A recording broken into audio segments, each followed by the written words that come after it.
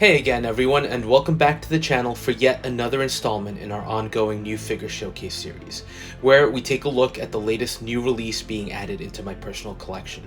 And for today's installment, we're keeping on with the Marvel releases that just continue to drop from Hot Toys.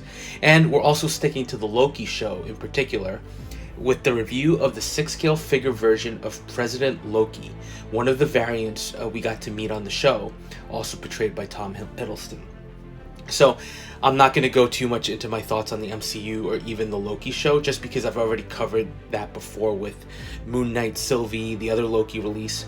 But I do want to hone in a little bit on President Loki himself. And I'll start by saying it's been a while since I watched the show, so apologies in advance if I get it wrong or get something wrong. So President Loki was one of the variants we met in the show when what I'm going to call MCU Loki ends up getting pruned and sent to the void at the end of time. And during that journey, we get to meet Kid Loki, Alligator Loki, Classic Loki, and in a pretty quick cameo appearance of sorts, we do get to meet President Loki, who has essentially assembled an army of variants to take on some of the other Loki variants, although they do ultimately betray him. I think it was a relatively quick appearance, but pretty memorable. I think easily one of the wackiest and most deranged performances by Tom Hiddleston as well, culminating in a kind of shocking moment as Alligator Loki chomps off his hand. I will add that was something not included with this release that would have made for an interesting accessory of sorts. And look, Hot Toys hasn't shied away from that before, right? We did get a Bespin Luke that had his hand removed, so Hot Toys has done it. Might be just something to do with the license.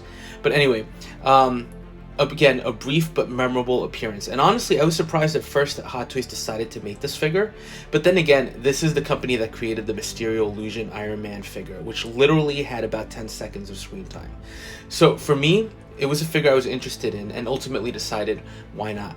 He looks different from all the other Lokis, and I liked his presence on the show, however brief it was. And if there's one thing the multiverse saga allows, it's for all these variant versions of our favorite characters to essentially exist, and for me to exist in my collection.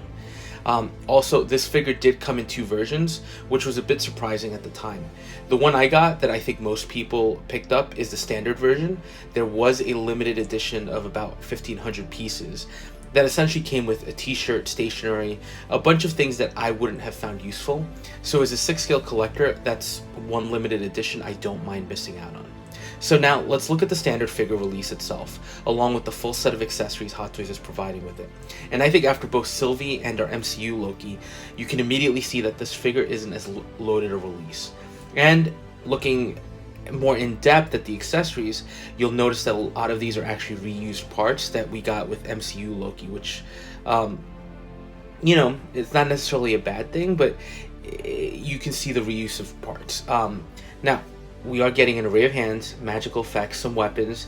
You do get Alligator Loki too, which is nice. The standard base and a backdrop that's very different from what we got with both Sylvie and the previous Loki release, but more of that in a little bit. So starting off, let's look at the additional hands, and look, if you saw my Loki review, my MCU Loki review, you can skip over these because these hands are essentially identical, maybe with one or two minor differences or additions. But for the most part, you're getting hands to hold as daggers, hands to hold the Christmas decoration, a pair to go along with the magical effects, and you do get two alternate hands that are splayed out in a more expressive manner, meant to recreate particular looks or again, with such an expressive Loki, kind of give you options for posing. Like with the previous version, these are all good with some decent paint apps and the like, but nothing groundbreaking here, but nice variety overall. The next set of accessories are again duplicates from the previous release, and they're Loki's daggers. Again, if you saw the other review, you could skip over this. But look, these weapons are still well done, there's no denying that, with a very nicely molded dagger piece that has some detail work along the edges and the actual surface of the blades. And then the handles and the handguards both have a nice paint app, a little simple, but they still look pretty good, and there's really no complaint there. Next, also continuing this trend of rehashed pieces, you get two magical effect pieces that we've seen before. Doesn't take away again from how well done they are, but it feels like Hot Toys clearly decided to reuse as much as they could with this release. The effects are both great, with a nice use of translucent plastic that's darker at the base where the flame effect is coming out of Loki's hands, and then seems to be dissipating at the tips of the flames. They look good overall and are really nice pieces. Now, finally getting a new piece, we do get his cane, which I think is a lawn ornament. I don't recall anymore from the show, but it essentially looks like a plastic candy cane you might see out on the lawn during the holidays. Detail here is okay. I think one of the key things is that the paint apps are a little more muted, with what I imagine is supposed to be a piece of ribbon being brown instead of red that's wrapping around the cane itself. Maybe it's meant to show that that piece is aged over time. Overall, it's decent. Not going to tell you I'm blown away here, but it's a serviceable piece and something that does set him apart a little from other versions of the character. And final accessory is his crown. Again, we have seen Loki with crowns and helmets before, but this is still a nice accessory. It's funny to me that Sylvie's crown is kind of a little worse for wear, while President Loki's crown is almost pristine. Paint apps are nice, showing a well-kept gold crown with intact horns. I guess it does say something about President Loki that this is the one pristine piece that he has on his person. The other nice thing here is that it does connect to the sculpt via use of magnets. I appreciate that feature and really think it's something that Hot Toys and other 6-scale manufacturers should make more use of, because it makes things very simple to connect. Now, next you get this lenticular backdrop. Very different from the plastic portals we previously got. It's okay. I think the piece itself is nicely done, and I did try to capture some of the visuals kind of shifting with the camera. Not sure how clear they're coming through, but essentially you get the Loki logo at the top with that kind of shifting perspective that we saw in the show. It's nice. Nothing super fancy here, since it's essentially just a heavy piece of cardboard stock. This is one piece I don't think I'll be using. It's not really in theme with the other figures or other items in my collection, and I actually think it takes away from the realism a little bit. Just my thoughts, at least. And final piece is the display stand, which again, figure doesn't need, but if you are looking to get more dynamic poses, it could come in handy. It is the standard hexagonal base with the President Loki name printed on the front and the Loki symbol and silhouette on the surface. Now the next piece, I'm not really counting as an accessory because it's essentially another Loki variant, and that's the alligator Loki. It's such a beautifully done figure. First of all, the detail work on the little crown with the long horns, amazing. And then the alligator itself. Paintwork here is awesome, really blending in colors and greens, but creating a nice variety overall. And the face, from the snout to the gold colored eyes, just impressive. And while this isn't really posable, you do get some articulation. You are able to open the jaw a little bit, and again, it looks pretty nice, well done, showing the inside of his mouth with his tongue and teeth. So nice to just have another Loki variant for the display, especially with alligator Loki having that memorable appearance as well. But now let's move on to the real standout of this set, which is the figure itself. And let's start with the sculpt. And Hot Toys did it again. That's simple. Usually I'm not a huge fan of very expressive sculpts, since I feel that they can limit your posability. Granted, I also feel like blank expressions can also be a little dull, so there is a happy medium. But here for this figure, I actually really love the emotion on Loki's face. It's that manic smile that he has, thinking he's won against his other variants. Detail work here is really jaw-dropping. For example, the smile itself, the teeth are all actually sculpted and parted, and there's a gap in his mouth where you can almost see inside his mouth. To me, that's impressive and adds to the realism of the sculpt. And then because he is smiling in such a very lively way, there's a lot of wrinkles and lines in his face and around his cheeks, and it's all amazingly captured here. Eyes look really real, and the sculpt on the hair is impressive.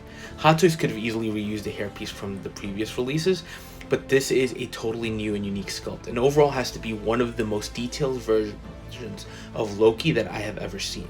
And I know I just said that with the other MCU Loki review, that had to be the best sculpt to date. This is on par. Actually, it might even be better. I think what might bring it back a little is that it's just so expressive. But I think it serves this Loki variant well, and it's just impressive. So again, continuing excellent sculpt work by Hot Toys. Now, the rest of the figure is also stunning. You could say this is just a guy in a suit, a battle damage suit, so what's really there to set it apart? But there is a lot of nice detail work here. First of all, the suit overall looks great with a nice gray material that again is tailored almost to perfection to sit on the figure. The white shirt looks great along with the tie and the tie clip, and the green vest is a nice piece too, letting you know that this is Loki after all. Plus you get the nice Loki pin on his chest. But the key here to me is that this Loki has been stuck in the void for some time, and Hot Toys killed it with the weathering. First thing that stands out is the tear on the right suit shoulder, because it's not just a piece of fabric that's torn apart, it's also the shoulder padding that was put in there and shown. And even the fraying of the suit edges and the pieces on his arms and back that look like the suit snagged on something.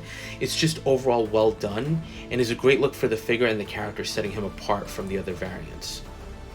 So overall thoughts here, it's another great looking figure and another home run by Hot Toys. The key here that makes this figure look so good is the amazing work on the sculpt and the figure itself. Looking at the accessories alone, it might be easy to dismiss this as a cash grab because of the pretty extensive reuse of previously issued pieces. But again, with the new sculpt, that's what really sets this apart. If the sculpt had been identical to the other Lokis, I would agree with you that this was just an easy alternate look for Hot Toys to develop. Look, it's still probably a cash grab in the sense that Hot Toys knows Loki sells, but they did put some effort into this piece and he does impress on display standing with the other versions of the characters. And it also poses well with double jointed elbows and the accessories you get. And even though they are duplicates, you can still get pretty unique looks with both Lokis, so you aren't really reusing any of the accessories.